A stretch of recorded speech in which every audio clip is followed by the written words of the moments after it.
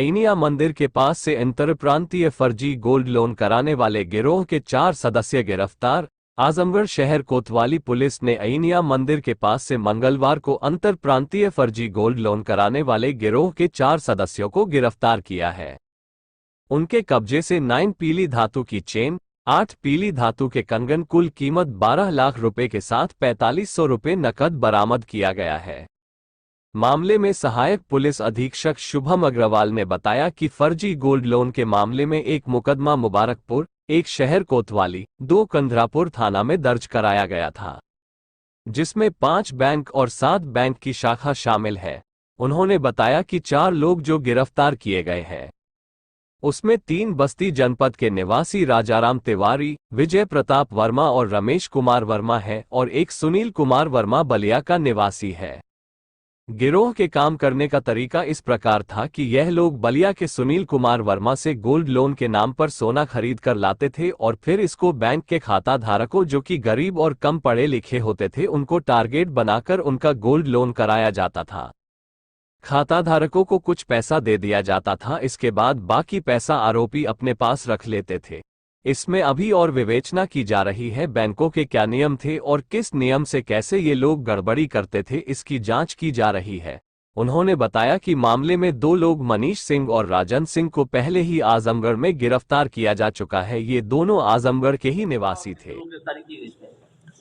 उक्त प्रकरण में 4 मुकदमे लिखे गए थे, जिसमें एक मुबारकपुर में था, 2 कंधरापुर में थे और एक कोतवाली में था।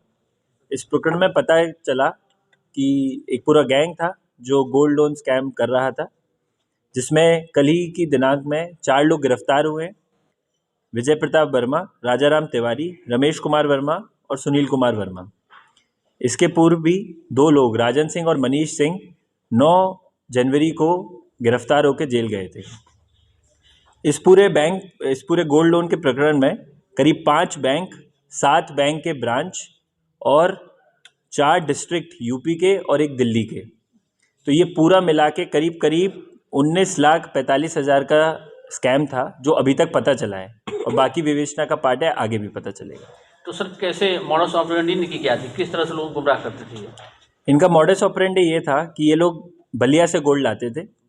वहाँ पे एक सुनार थे सुनील कुमार वर्मा, उनसे गोल्ड लाया जाता था और उस गोल्ड के एवज में अपने आसपास वाले या जो भी इनके गरीब और लाचार व्यक्ति थे उनका अकाउंट खुलवाया जाता था।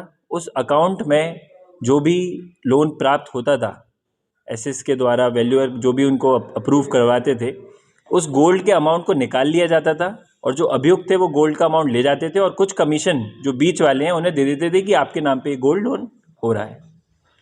तो ये फेक रहता था, जो गोल्ड ले जाते थे, बैंक कैसे उसको अप्रूव करता था? बैंक का अपना एक अप्रेजल का तरीका है, वो अपने हिसाब से सुनार के थ्रू जो भी अप्रूवर कराते हैं, वो अभी विवेचना का पार्ट है, उसमें और चीज़ें भी पता चलेगी। तो ये लोग कहाँ के रहने वाले हैं जो पकड़े गए 4 लोग? ज़्यादातर लोग बस्ती के रहने वाले हैं, वहीं के सब मूल निवासी हैं। बैंक के कर्मचारियों की या अधिकारियों की क्या भूमिका रही, किस तरह से अप्रूव कर देते थे भाई बिना किसी जानकारी के?